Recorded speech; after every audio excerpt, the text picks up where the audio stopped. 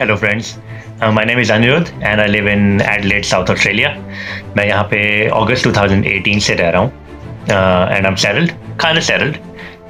But मैं एक video बनाना चाहता था यार, उन सब अपने फ्रेंड्स के लिए जो इंडिया से मूव आउट होना चाहते हैं, जो चाहते हैं कि वो अब्रॉड सेटल हो, whether it's Australia, Canada, US, UK, Europe, doesn't matter.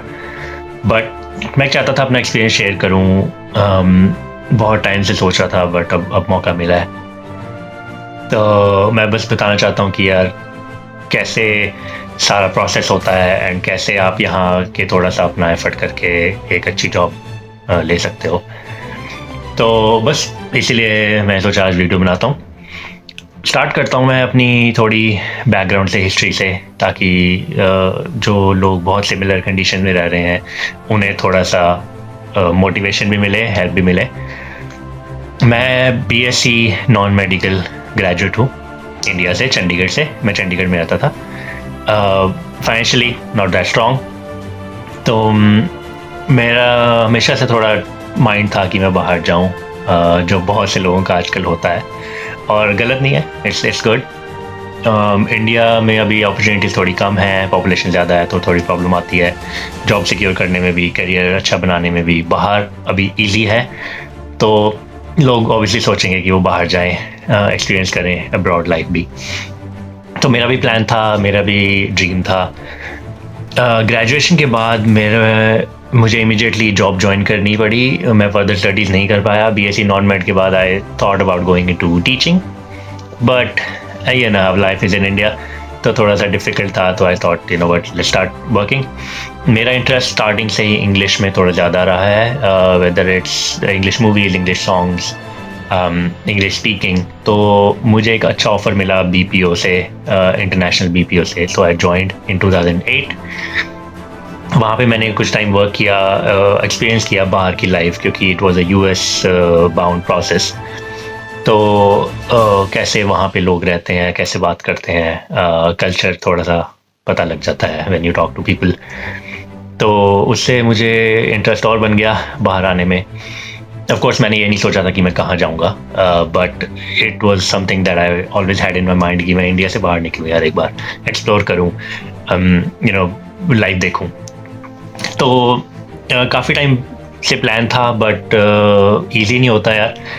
एक तो सब कुछ छोड़ के, फैमिली को छोड़ के सब कुछ करके जाना, specially when you are financially not strong, आपको पता नहीं होता कि यार बाहर जाके कैसे करोगे मैनेज थिंग्स। आप ऑब्वियसली एक स्टूडेंट वीज़ा पे तो आ नहीं सकते हो 10-15 लाख लगा के, तो आपको बहुत चीज़ें कंसिडर करनी पड़ती हैं। फाइनली इन 2017 आई डिसाइडेड कि यार अब तो I think it's high time. I spend 9 years, almost 9 years working वहाँ पे इंडिया में। इवन तो जॉब अच्छी थी, it wasn't a bad paying job, but वो सेटिस्फैक्शन नहीं होती ना, क्योंकि आपके माइंड में है कि आपने बाहर जाना है, आपका मन है।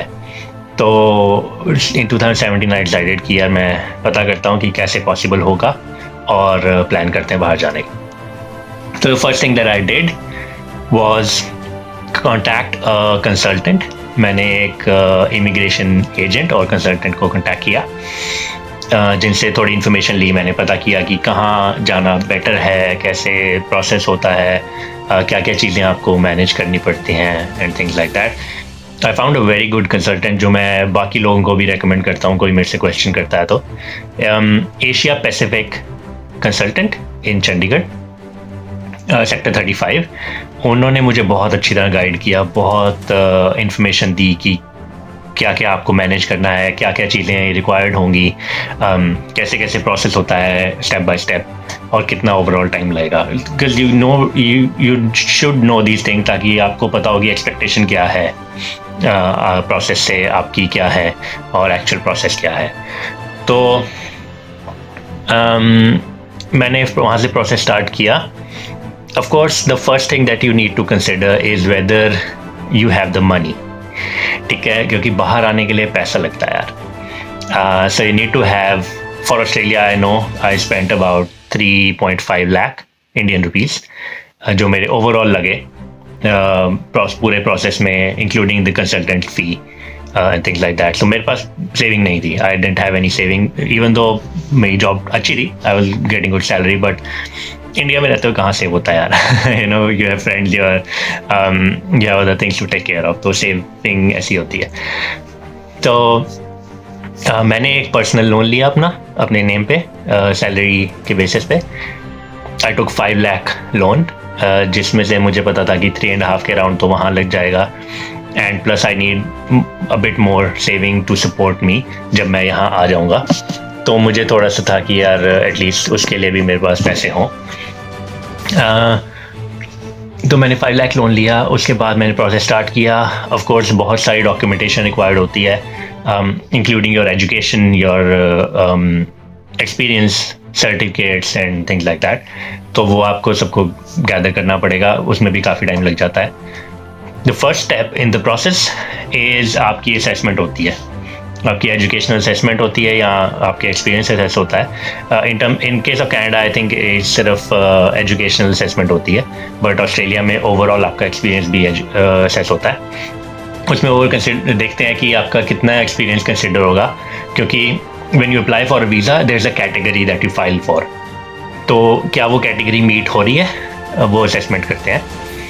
फॉर एग्जांपल मेरा सारा experience customer support technical support में था. तो I applied for a customer service manager profile, जिसके अंदर मेरी वीज़ा एप्लीकेशन फाइल हुई है. तो असेसमेंट होती है, 2-3 मंथ्स का टाइम लगता है. ऑफ कोर्स डॉक्यूमेंटेशन में भी टाइम लगता है, तो 2-3 मंथ्स वहाँ लगा लो. तो अराउंड 5 to 6 मंथ्स में आपकी असेसमेंट कंप्लीट हो जाती है. Then you get a notification कि आपकी असेसमेंट के अकॉर्डिंगली इतने पॉइंट्स आपके बनते हैं, and now you can apply for this kind of visa. आपके पास ऑप्शन खुल जाती है. Of course depending on whether you meet the criteria, जो मिनिमम क्राइटेरिया है उनका. अब मुझे नहीं पता कि कितना चल रहा है, but back then it was a specific score that you needed, जो बन गया था. ठीक है. जब आपकी असेसमेंट हो जाती है, then you can go for the IELTS और पीटी एग्ज़ाम, जो आपकी इंग्लिश असेसमेंट एग्ज़ाम होता है. मैंने पीटी दिया था personally because I thought one it didn't require too much practice. मेरा सारा एक्सपीरियंस, सारी जॉब लाइफ मेरी इंटरनेशनल क्लाइंट्स के साथ ही रही है. तो it wasn't difficult for me to speak in English or understand their English. तो मुझे ज़्यादा प्रैक्टिस की ज़रूरत नहीं पड़ी, no training. I think I studied it for like a week, जिसमें मुझे बस ये चेक किया कि मैंने पैटर्न क्या होता है एग्ज़ाम का, and what things you should consider and what not. And I gave the exam. Unfortunately मेरे उसमें 90 आ गए थे. So it was easy for me. But of course आपका खुद का लेवल पता होगा. And English is a good language, तो you should practice more and more. Speaking practice karo, listening practice karo, and of course you can go for coaching. But I felt PT was easier for me than IELTS. IELTS ke liye, yeah, it might have taken more time. But so I gave PT exam, cleared it, used that score in my assessment. फिर उसके बाद आपका एक आता है invitation. So you file invitation कि आप जो ऑस्ट्रेलियन गवर्नमेंट है या स्टेट है वो आपको इनवाइट करे कि yes we are happy to bring you in as a migrant, so you can apply for the visa. फिर आपको वीज़ा फाइल करना होता है, which is the main fee. I think big chunk of that amount जो आपका लगेगा, total फ़ी लगेगी, वो उसी में जाता है वीज़ा एप्लीकेशन में. जो उससे पहले असेसमेंट होती है एंड पीटी एग्ज़ाम है, उसमें थोड़ा सा वीज़ा चार्जेस होते हैं, but it's not too much. तो आपका वीज़ा फाइल होता है depending on what kind of visa it is. मेरा एक टेम्परेरी रेजिडेंट वीज़ा था और अभी भी मैं टेम्परेरी रेजिडेंट वीज़ा पे ही हूँ, because there is a minimum requirement of a set of things.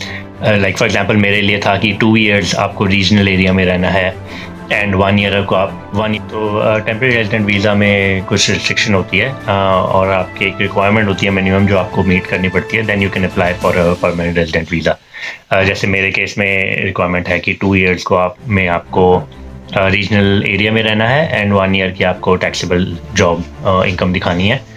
तो वो मीट हो जाएगी, उसके बाद then you can apply for permanent resident. मैंने अभी तक फाइल नहीं किया क्योंकि मेरे 2 years कंप्लीट नहीं हुए हैं, but as soon as that happens I will file the PR, और फिर मैं may be another video I will share with you guys कि कैसे प्रोसेस होता है and how much time it takes and things like that. सो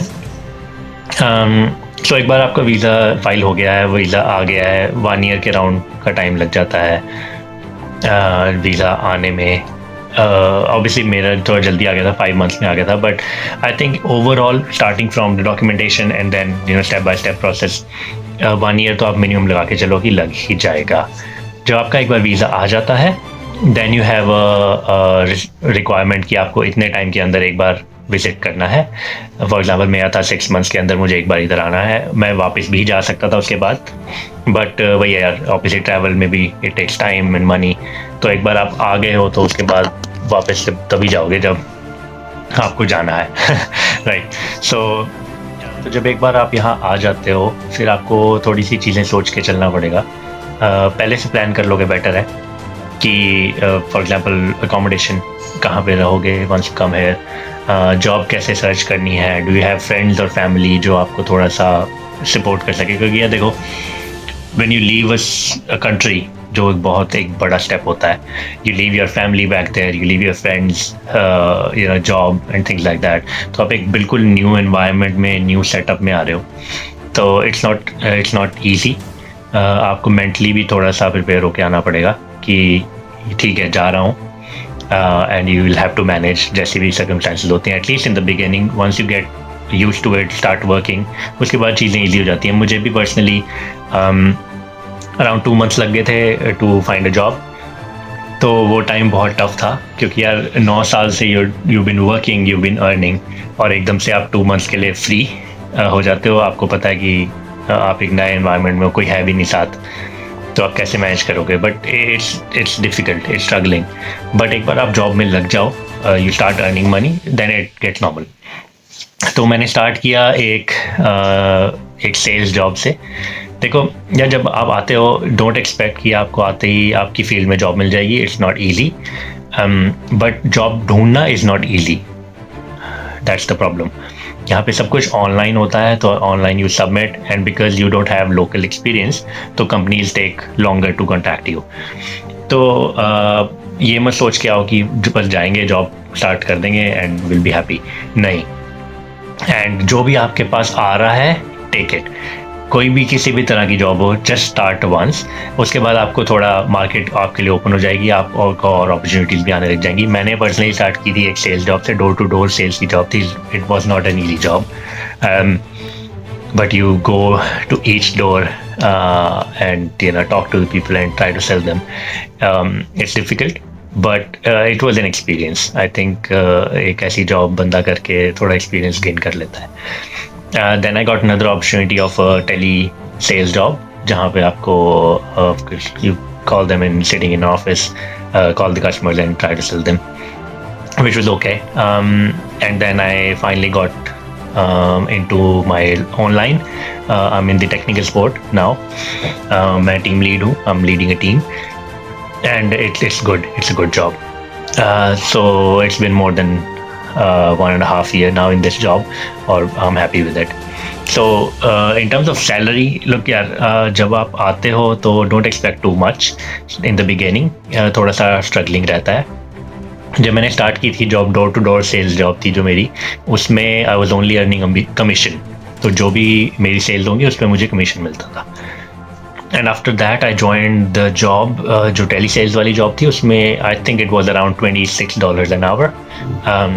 और of course आप 38 hours होते हैं वीक में if you're full time doing the job full time.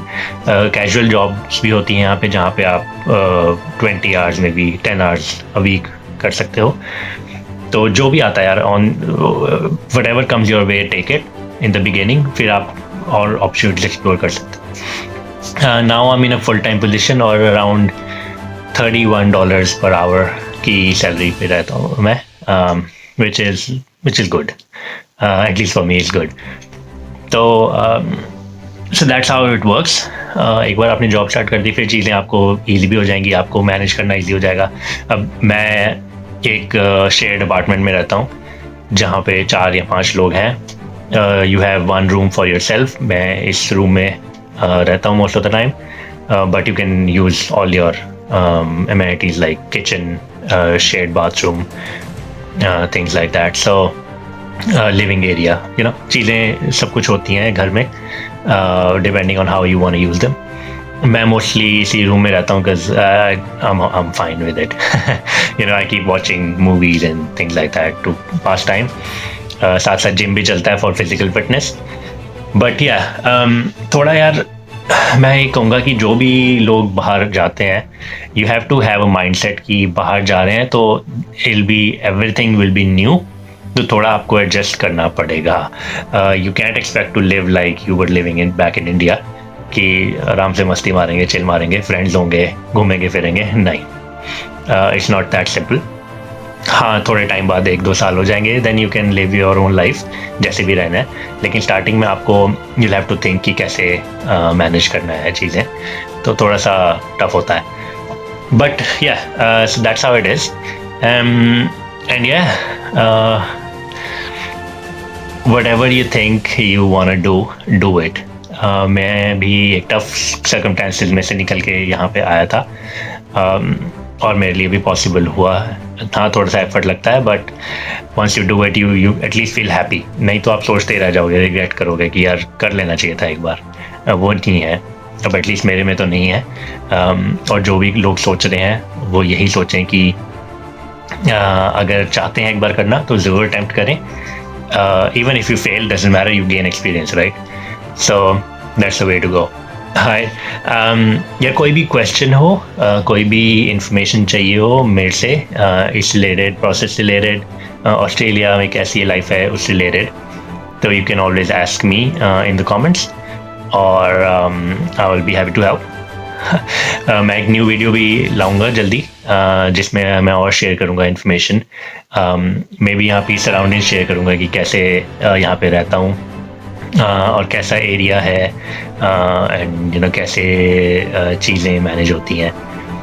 But that be a different video. I think this one has covered everything from the beginning to the end. Thanks guys.